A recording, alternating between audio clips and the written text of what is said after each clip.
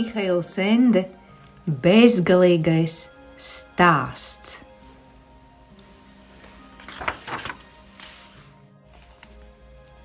Fantāzijas pasaulē draud briesmas. Atkal diena aizvadīta un visi Haules meža iemītnieki bija salīduši alās, ligzdās un paslēptuvēs. Bija pusnakts. Mūžseno, milzīgo koku galotnēs plosījās viesuļu vētra. Stumbri resni kā torņi čīkstēja un vaidēja. Pēkšņi caur krūmiem zigzag līnijā pazibēja vārga gaismiņa, drebēdama apstājās vietu vietām, pacēlās gaisā, nosēdās uz kāda zara un tūliņ no jauna steidzās tālāk. Tā bija mirdzoša lode, aptuveni rotaļu bumbas lielumā, kas lēca gariem cilpieniem, lāgiem pieskardamās zemē, lāgiem uzlidodama atkal augšup. Taču tā nebija bumba. Tā bija malduguns, kas pazaudējusi ceļu. Tātad tā bija nomaldījusies malduguns, un tas pat fantāzijas pasaulē gadās ārkārtīgi reti. Parasti tieši maldugunis ir tās, kas nomaldina cilvēkus. Apaļās gaismas vidū bija redzama maza, ārkārtīgi kustīga būtne, kas lēca un skrēja, cik vien jaudāja. Ne tā bija sieviņa, ne tas bija vīriņš, jo šādas atšķirības malduguniem nepastāv. Labajā rokā tā turēja sīku, baltu karodziņu, kas plandīja nopakaļ. Tātad šī būtne, domādams, bija kāds ziņnesis vai sarunu vedējs. Briesmas, ka tā ar saviem lidojošiem lēcieniem tumsā varētu ieskriet koka stumbrā, nedraudēja, jo maldugunis ir neticami veikls un žiglas un iespēja lēciena vidū mainīt virzienu.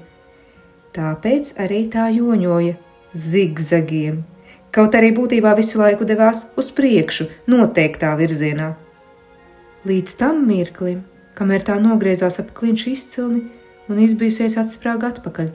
Mēli izkārusi kā mazs sunītis, malduguns sēdēja koka dobumā un brīdi prātoja, pirms uzdrošinājās doties tālāk, lai uzmanīgi paraudzītos ap klints stūri. Tās priekšā pletās meža klājums, un tur apmetnes ugunskura gaismā sēdēja 3 tēli, ļoti atšķirīga veidola un lieluma.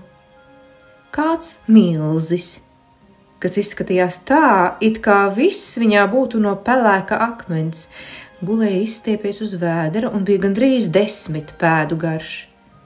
Viņš atbalstīja ķermeņa augšdaļu ar elkoņiem un lūkojās ugunī.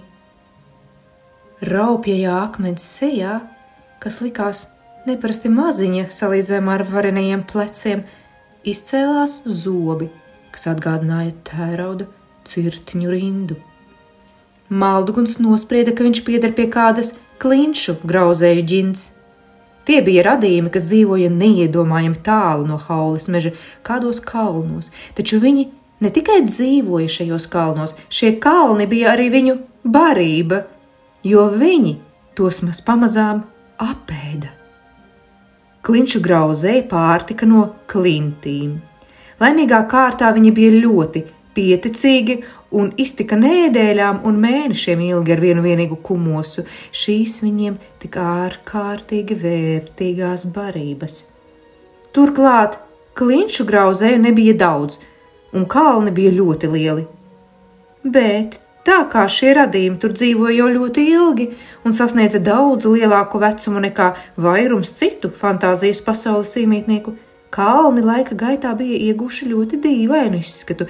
Tie līdzinājās milzīgam emmentālis siera gabalam, kas pilns ar caurumiem. Tāpēc šķiet tos arī sauca par alu kalniem. Taču klinšu grauzēji ne tikai pārtika no akmeņiem, viņi darināja no tiem visu, kas nepieciešams – mēbeles, platmalis, kurpes, darbarīkus, pat pulksteņus ar dzeguzi.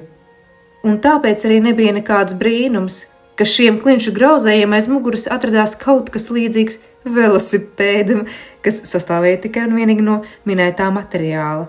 un kam bija 2 riteņi, kuri izskatījās pēc milzīgiem dzirnakmeņiem. Kopumā tas drīzāk atgādināja tvaika veltni ar pedāļiem. Otrais tēls, kas sēdēja pie ugunskura pa labi, bija mazs lietuvēns.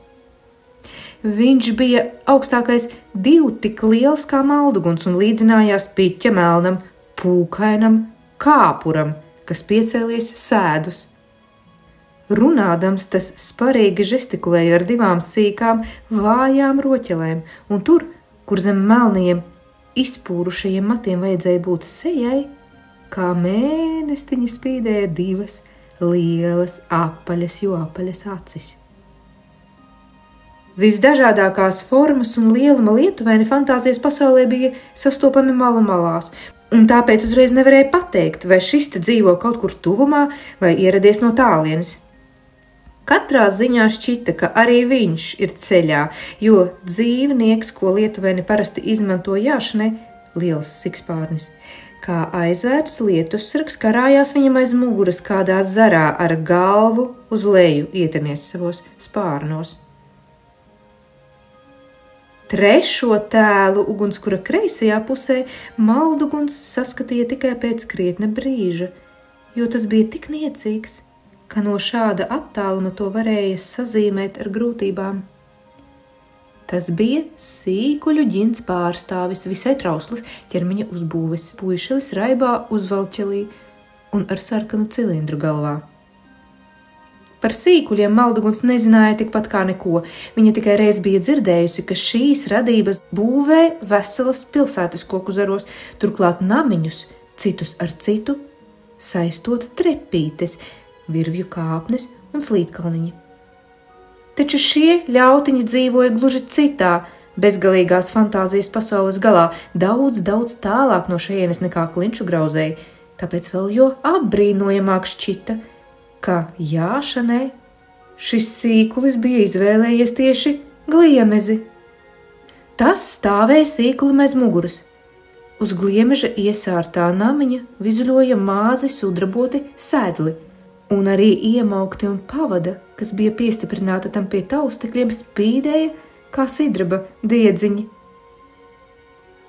Malduguns brīnījās, ka tieši šīs 3 tik atšķirīgās būtnes saticīgi sēž te kopā, jo parasti gan fantāzijas pasaulē nebija tā, ka visas ģintes dzīvotu mierā un sadraudzībā. Bieži notika cīņas un kari. Gadsimti garumā stiepās arī ķildes starp atsevišķām sugām, un turklāt neba tikai godīgi un labsirdīgi radījumi dzīvoja fantāzijā. Bija arī zaglīgi, ļauni un nežēlīgi. Malduguns taču pati piederēja pie dzimtes, kurai nedrīkst ne pārāk ticēt, ne uzticēties. Tikai labu brīdi, vērojusi ainu ugunskura gaismā, Malduguns pamanīja, ka ikvienam no 3 tēliem ir vai nu balts karodziņš, vai arī šķērsām pāri krūtīm plata balta lente. Tā tad arī viņi bija ziņneši vai sarunu vedēji. Un līdz ar to, protams, kļuva skaidrs, kāpēc šie radījumi izturas tik miermīlīgi. Galu galā varbūt viņi devušies ceļā ar to pašu mērķi, kāds bija arī Maldugunī. Tas, ko viņi runāja no tālienes, nebija saprotams, jo koku galotnēs plosījās brāzmēns vējš, bet ja jau ceļinieki cits citu respektēja kā sūtņus, varbūt viņi par tādu atzīs arī Malduguni un nenodarīs tai pāri. Un beigu beigās Maldugunī bija nepieciešams pajautāt kādam ceļu. Labāka izdevība mežā un nakts vidū diezin vai gadīsies. Viņa tātad saņēma dūšu, iznāca no paslēptuves, pamāja ar balto karodziņu un trīcēdama gaisā apstājās. Klinšu grauzējs, kas gulēja ar seju pret Malduguni, pamanīja viņu pirmais. Varena rosība te šonakt, viņš čīkstošā balsī sacīja. Re, kur vēl viens ceļinieks? Malduguns! Čukstošā balsī ierunājās lietuvēns, un viņa ačeles apaļas kā mēnestiņi iegailējās. Priecājos. Sīkulis piecēlās, paspēra dažus solīšus pretī pienācējai un iepīkstējās. Ja nemaldos, jūs esat sūtne? Jā, sacīja Malduguns. Sīkulis noņēma savu sarkano cilindru, viegli paklanījās un iečivinājās. Ak, tad nāciet tuvāk, lūdzam, mēs tāpat esam sūtņi, sēdieties mūsu pulkā. Un viņš aicinoši norādīja ar savu mazo platmali uz brīvo vietu pie ugunskura. Mīļš, paldies, labprāt, Malduguns tencināja un bikli pavirzījās tuvāk. Vai drīkstu stādīties priekšā? Mani sauc Bluba. Ļoti priecājos, Sīkulis atbildēja. Mani sauc Ikiks. Lietuvēns paklanījās sēžot. Mani sauc Vušvusuls. Patīkami, iečīkstējās Klinšu grauzējs. Es esmu Pjernrahcarks. Visi trīs lūkojās uz Malduguni, kas samulsusi novērsās. Maldugunīm ārkārtīgi nepatīk, ja tās tiek atklāti aplūkotas. Vai jūs nevēlaties apsēsties, mīļā Bluba? Sīkulis vaicāja. Patiesībā es ļoti steidzos, Malduguns atbildēja, un gribēju jums tikai pajautāt, vai jūs nevarētu pateikt, kurā virzienā man no šejienes būtu jāiet, lai nonāktu pie Ziloņkaula torņa. Lietuvens sarosījās. Jūs esat ceļā pie bērnišķīgās ķeizarienes?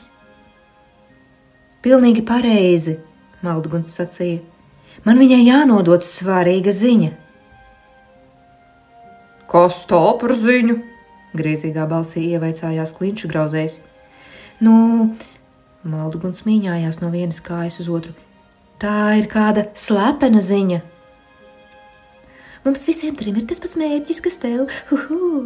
Lietuvēns Vušvusuls atbildēja. Tu esi savējo vidū. Iespējams, ka mums pat ir viena un tā pati ziņa.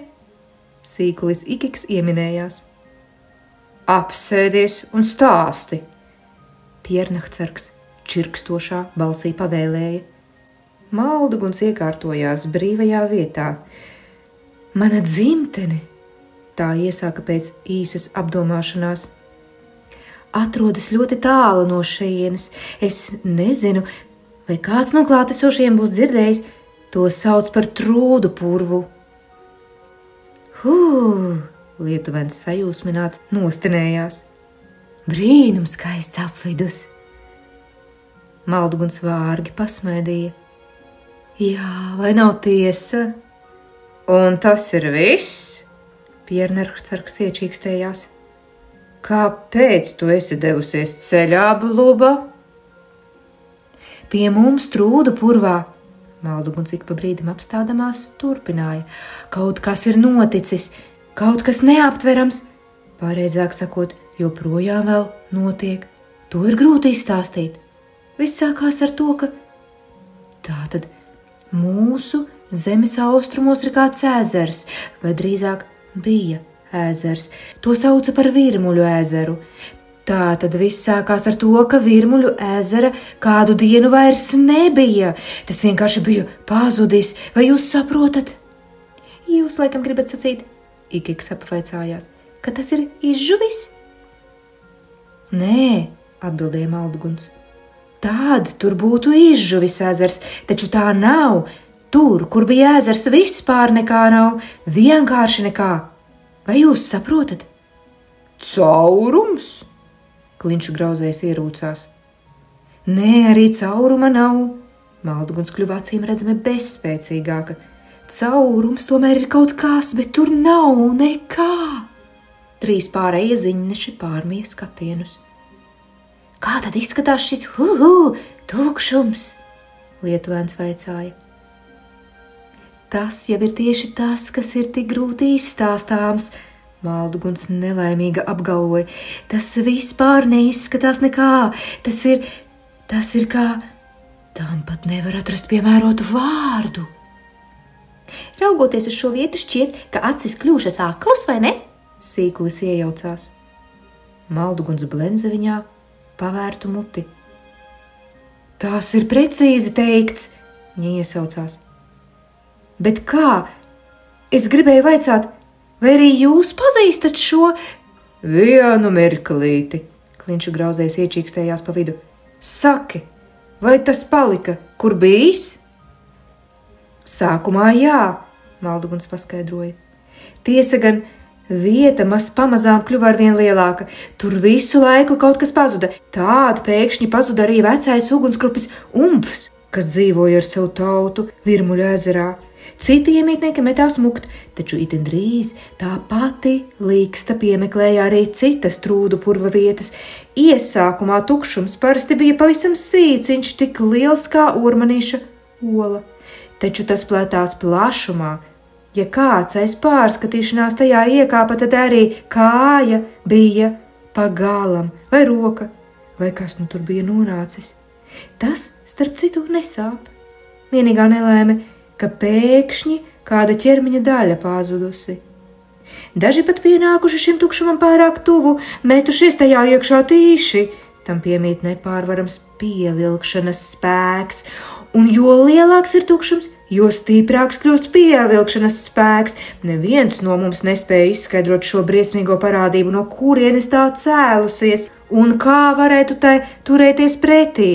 Pati no sevis tā neizzuda, bet gan arvien vairāk izpletās, tāpēc beigās tika nolemts sūtīt ziņnesi pie bērnišķīgās ķēzerienes, lai lūgtu viņai padomu un palīdzību, un šis sūtnis esmu es. Pārējie trīs skatienus nolaiduši klusēja. Pēc brīža atskanēja lietuviena vaimanājošā balss. Tur, no kurienes nāku es, ir tieši tas pats, un es esmu ceļā ar to pašu mērķi. Sīkulis pagrieza seju pret Malduguni. Ik viens no mums, viņš pīkstošā balsī ierunājās, nāk no kādas citas fantāzijas zemes. Mēs šeit esam satikušies gluži nejauši, bet katrs no mums nes bērnišķīgai ķēzrenē to pašu ziņu. Un tas nozīmē, Klinša grauzējs nostenējās, kā visai fantāzijas pasaulē draud briesmas. Malduguns līdz nāvei iztrūkusies uzlūkoja ceļniekus pēc kārtas. Bet tad jau mēs nemirkli vairs nedrīkstam kavēties, viņa iesaucās un pielēca kājās. Mēs tik un tā, nu pat gribējām doties tālāk, Sīkulis paskaidroja. Mēs tikai bijām piestājuši atpūsties, jo šeit Haules mežā valda necaur redzama tumsa, bet tagad, kad jūs, Blūba, esat pie mums, jūs taču varat rādīt mums ceļu. Tas nebūs iespējams, Malduguns iesaucās. Es nevaru gaidīt tādu, kas jāj uz gliemeža, man ļoti žēl. Bet tas ir sacīkšu gliemezis, Sīkulis paskaidroja, mazliet sarūktināts. Un turklāt, lietuviens pačukstēja, mēs tev vienkārši neteiksim, uz kuru pusi jāiet. Kām jūs to sakāt? Klinša grauzējs noņurdēja. Un patiesi, Malduguns citu sūtņu pēdējos vārdus nemaz vairs nebija dzirdējusi, jo lēca jau gariem cilpieniem cauri mežam prom. Nekas, sacīja Sīkulis Ikiks, atgrūzdams savu sarkano cilindru uz pakauša. Kāds ceļa rādītāja Malduguns varbūt tomēr nebūtu pati piemērotākā. Un viņš ielēca savam sacīkšu gliemezim sedlos. Man arī labāk patiktu, ja mēs katrs ceļotu uz savu roku, lietuvens pavēstīja un klusu iesaucies, aicināja šurp savu sikspārni. Es taču galu galā lidoju. Un žviks, viņš bija prom. Klinša grauzējs nodzēsa apmetnes ugunskuru vienkārši ar dēlnu dažas reizes, pa to papliķēdams. Man arī tā labāk, tumsā atbalsojās viņa čīkstēšana. Nebūs jāuztraucās, ka nenorulēju kādu sīko plakanu. Un tad, sprakšķiem un brakšķiem skanot, viņš ar savu vareno Klinšu velosipēdu ņēma un iebrauca krūmos. Reižu reizēm Klinša grauzējs dobī atsitās pret kādu diškoku, kaut kas nočirkstēja un nočīkstēja, Pamazām rīboņa noklusa tumsā. Sīkulis ikiks palika viens pats.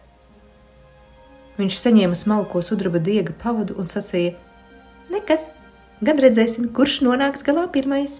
Nu, manu veci, nu. Viņš paklikšķināja ar mēli, un tāda nebija dzirdams nekas vairāk kā viesuļvētra, kas plosījās Haules meža galotnēs. Tuvumā torņa pulkstenis sita 9. Bastiāna domas tikai negribīgi atgriezās īstenībā. Viņš bija priecīgs, ka bezgalīgiem stāstam ar pulksteni nav nekāda sakara. Zēnam nepatika grāmatas, kurās īgnā un gaudulīgā intonācijā tika stāstīti gluži ikdienišķi notikumi no gluži ikdienišķu cilvēku, gluži ikdienišķas dzīves. Tā visa bija atliku likām īstenībā. Kāpēc, lai par to vēl lasītu?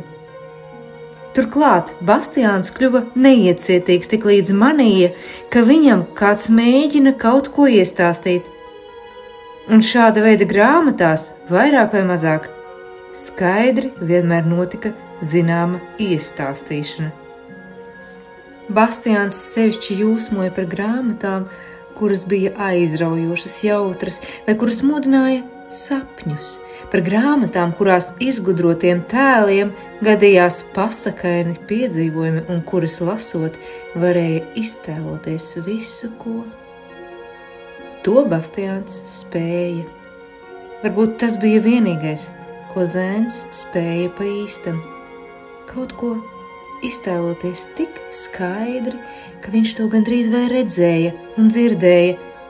Stāstīdams pats sev savus stāstus, Bastiāns dažkārt aizmirsa visu, kas bija ap viņu, un tikai beigās pamodās it kā no sapņa. Un šī grāmata šajā ziņā ļoti līdzinājās viņa paša stāstiem. Lasot, zēns bija ne tikai dzirdējis resno stumbru čīkstēšanu un vēja brāzmas koku galotnēs, bet arī atšķirīgās 4 dīvaino sūtņu balsis. Jā, viņš pat iedomājās, ka sajūt sūnu un meža zemes smaržu. Lejā klasē tagad drīz sāksies dabaszinību stunda, kas lielākoties tika aizvadīta uzskaitot ziedkopas un putekšnīcas. Bastiāns bija priecīgs, ka sēž šeit augšā paslēptuvē un var lasīt. Šī grāmata man ir tieši kā radīta, viņš domāja. Tā ir īstā. Pēc nedēļas mazais lietuvēns Vušusuls pirmais sasniedza mērķi. Vai, pareizāk sakot, viņš jutās pārliecināts, ka ir pirmais, jo bija taču lidojis pa gaisu. Ap saules rieta laiku, kad mākoņi vakara debesīs līdzinājās izlījušam zeltam, mazais lietuvēns pamanīja, ka viņa sikspārnis jau lido pāri labirintam. Tā sauca kādu plašu līdzenumu, kas sniedzās no pamales līdz pamalē un kas nebija nekas cits, kā viens vienīgs liels puķu dārzs, pilns reibinošu smaržu un pasakainu krāsu. Starp krūmiem, dzīvžogiem, pļavām un dobēm ar neparastākajiem un retākajiem ziediem stiepās plati ceļi un šauras taciņas, tik meistarīgi izkārtotas un kupli sazarotas, ka visi šie apstādījumi darīja labirintu neiedomājami plašu. Protams, labirints bija ierīkots tikai rotaļām un izpriecām, nevis lai kādu pakļautu nopietnām briesmām vai pat aizsargātos no uzbrucējiem. Tādam nolūkam tas nebūtu derējis, jo šāda aizsardzība bērnišķīgai ķēzarienei nemaz nebija vajadzīga. Visā bezgalīgajā fantāzijas valstībā nebija neviena, no kura viņai būtu jāaizsargājas. Tam bija kāds iemesls, kuru mēs drīz vien uzzināsim. Lidodams uz sava sikspārņa, pilnīgi bez skaņas pāri šim ziedu labirintam, mazais lietuvēns varēja novērot arī visdažādākos retos dzīvniekus. Nelielā klajumā Starp ceriņiem un zeltlijām vakara saulītē rotaļājās pulciņš jaunu vienredžu, un Vušvusūlam pat šķita, ka viņš zem kādas milzīgas zilās pulkstenītes būtu redzējis Ligzdā slaveno putnu Fēniksu. Taču pilnīgi pārliecināts viņš nebija, un griezties atpakaļ un vēlreiz skatīties arī negribēja, lai nezaudētu laiku, jo tagad jau mazā lietuvēna priekšā, labirinta vidū, pasakaini baltā mirdzumā iznira ziloņkaula tornis, fantāzijas pasaules sirds un bērnišķīgās ķēzrienes miteklis. Tam, kas šo vietu nekad nav redzējis, vārds tornis iespējams varētu radīt aplamu priekšstatu par kaut ko līdzīgu baznīcas vai pilstornim. Ziloņkaula tornis bija tik liels kā vesela pilsēta. Pa gabalu tas izskatījās kā smails, augsts kalna konus, kurš savīts uz riņķi kā gliemeža mājoklis, un kura augstākais punkts atrodas mākoņos. Tikai pienākot tuvāk, varēja redzēt, ka šī milzīgā cukurgalva veidota no neskaitāmiem torņiem, tornīšiem, kupoliem, jumtiem, erkeriem, terasēm, vārtu arkām, kāpnēm un balustrādēm, kas saliktas cita citā un cita virs citas. Tas viss bija no visbaltākā fantāzijas ziloņkaula, un katra atsevišķā daļa bija izstrādāta ar prasmi, kas liecināja par augstu meistarību.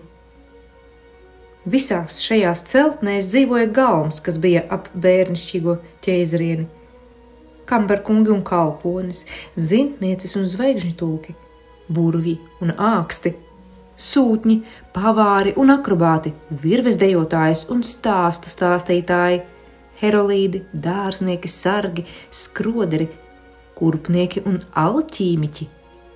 Un pašā augšā, varenā torņa visaugstākajā smailē, kādā paviljonā, kas atgādināja baltas magnolijas pumpurus, dzīvoja bērnišķīgā ķēzriene. Dažu labu nakti, kad pilnmēnesis spīdēja zvaigžņotajās debesīs sevišķi krāšņas, ziloņkaula lapas plaši atvērās un uzplauka burvīgā ziedā, kura vidū sēdēja bērnišķīgā ķēzriene. Mazais lietuvēns ar savu sikspārni nosēdās uz kādas no zemākajām terasēm, tur, kur bija dzīvnieku stallis. Kāds laikam bija Vušvusūla ierašanos pieteicis, jo viņu uzreiz sagaidīja 5 ķēzeriskie zvērkopji, kas palīdzēja viņam nokāpt no sedliem. Paklanījās viņa priekšā un tad, klusēdami, pasniedza visiem ceremoniālo apsveicināšanās dzērienu. Vušvusūls tikai mazlietiņ pielika ziloņkaula kausu pie lūpām, lai izpildītu rituālu un atdeva to atpakaļ. Ik viens no apkopējiem arī iedzēra pa malkam. Tad vēlreiz paklanījās un veda sikspārni uz stalli. Tas viss notika nepārmijot ne vārda. Nonācis stallī sev paredzētajā vietā, sikspārnis nepieskārās ne barībai, ne dzērienam, bet gan tūliņ pat saritinājās, iekarinājās savā āķī ar galvu uz leju un iegrima dziļā pārguruma miegā. Mazais lietuvēns bija no viņa prasījis mazlietiņ par daudz. Kopēji lika to mierā un izgāja uz pirkstgaliem laukā. Šajā stallī, starp citu, bija vēl daudzi citi dzīvnieki, uz kuriem bija šurp atjāts. Viens sārts un viens zils zilonis, milzīgs putns grifs, kura ķermeņa priekšējā daļa līdzinājās ērglim un aizmugurējā lauvam. Balts, spārnots zirgs, kura vārds kādreiz bija zināms arī ārpus fantāzijas, bet tagad ir aizmirsts. Daži lidojoši suņi, arī vēl pāris citu sikspārņu, pat spāris un tauriņi, sevišķi maziem jātnieciņiem. Tālākajās staļļu celtnēs bija vēl citi dzīvnieki, kas nelidoja, bet gan skrēja, līda, lēca vai peldēja. Un katram bija īpaši kopēji, kas tos aprūpēja un aptecēja. Ja viss būtu kā parasti, šeit patiesībā vajadzētu skanēt ievērojamam balsu jūklim, rūkšanai, spīkšanai, pogošanai, pīkstēšanai, kurkstēšanai un trekšķiešanai, taču šoreiz valdīja pilnīgs klusums. Mazais lietuvens joprojām stāvēja tajā pašā vietā, kur viņu bija atstājuši kopēji. Vušusuls pēkšņi sajūtās nomākts un mazdūšīgs, īsti nezinādams kāpēc. Arī viņš bija ļoti, ļoti noguris no garā ceļa. Un pat apziņa, ka viņš ieradies pirmais, nespēja viņu uzmundrināt. Sveicināti! Mazais lietuvens piepeši izdzirdēja pīkstošu balstiņu. Vai tas nav draugs Vušusuls? Cik labi, ka arī jūs beidzot esat šeit! Man tūliņ jātiek pie bērnišķīgās ķēzrienes, viņš raudulīgā balsī pavēstīja. Sīkulis domīgi paskatījās uz viņu. Es, redzēt, jau vakar pieteicos, viņš sacīja. Pieteicāties? Lietuvens brīnījās. Vai tad nevar tikt pie viņas uzreiz? Baidos, ka nē, sīkulis nopīkstējās. Nāksies ilgi gaidīt, te, kā lai to pasaka, radies nenormāls ziņnešu pieplūdums. Ievaidējās lietuvens. Kā tā? Vislabāk būs, ja jūs to visu apskatīsieties pats, sīkulis čivināja. Nāciet, mīļais Vušusul, nāciet! Viņi abi divi devās ceļā. Galvenais ceļš, kas, kļūdams arvien šaurāks, veda spirāles veidā apkārt ziloņkaula tornim uz augšu, bija stāvgrūdām pilns ar visneparastākajiem radījumiem. Milzīgi, turbāniem rotāti džini, niecīgi gnomi, 3 galvu troļļi, bārdaini rūķīši, mirdzošas fejas, fauni ar āža kājām, meža sieviņas ar zelta cirtainiem matiem, spīguļojoši sniega gari un neskaitāmas citas būtnes virzījās pa ceļu augšā un lejā, stāvēja grupās cits pie cita un klusītiņām sarunājās vai mēmi tupēja uz zemes, sērīgi nodūruši skatienu. To ieraudzījis, Vušusuls apstājās. Viņš nodvesās. Kas tad te noticis? Ko viņi visi šeit dara? Tie ir ziņneši, Ikiks klusītiņām paskaidroja. Ziņneši no visiem fantāzijas novadiem, un visi viņi nāk ar to pašu vēsti, ko mēs. Es jau ar daudziem esmu runājis, šķiet, ka visur uzbrukušas tās pašas briesmas. Lietuvens gari un kungstoši nopūtās. Un vai ir zināms, kas tas ir un no kurienes ceļas? Viņš vaicāja. Baidos, ka ne. Neviens to nespēj izskaidrot. Un bērnišķīgā ķēzriene pati? Bērnišķīgā ķēzriene ir slima, sīkulis klusītiņām sacīja. Ļoti, ļoti slima. Varbūt tas ir par iemeslu neaptveramajai nelaimei, kas piemeklējusi fantāziju.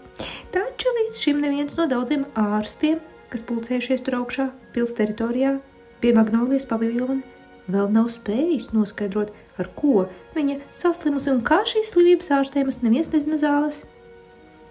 Tā, ir katastrofa, Lietuvens nomākts sacīja. Jā, sīkulis atbildēja, tā tas ir. Šajos apstākļos Vušusuls pagaidām nemaz nelika sevi pieteikt bērnišķīgai ķēzrienei. Pēc 2 dienām starp citu ieradās Malduguns Bluba, kas, protams, bija aizsteigusies nepareizajā virzienā un tāpēc apmetusi milzīgu līkumu. Un beigās vēl pēc 3 dienām ieradās arī klinšu grauzējs Pjernrahcargs. Viņš bija atstampājis kājām, jo pēkšņi milzu izsalkuma lēkmē bija apēdis savu akmens velosipēdu, tā sakot, ceļamaizes vietā. Ilgās gaidīšanas laikā visi 4 atšķirīgie ziņneši sirsnīgi sadraudzējās un arī vēlāk palika kopā. Bet tas jau ir cits stāsts un būtu stāstāms citu reizi.